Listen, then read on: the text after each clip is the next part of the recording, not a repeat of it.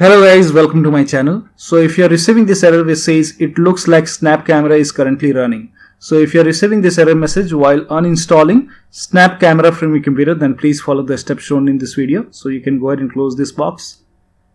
And make sure Snap Camera is not running in the background. So you can click on this up arrow and then make a right click on Snap Camera and then click on Quit.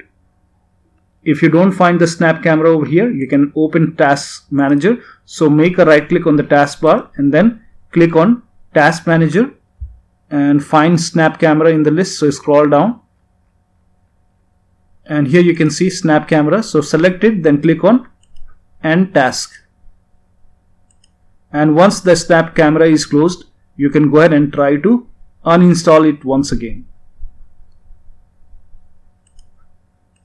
So once that is closed, click on uninstall once again, then click on uninstall once again, and then click on yes, and then click on yes, and this will go ahead and uninstall Snap Camera from your computer. So that'll be all. Thank you so much for your time, and please like this video and subscribe to my channel.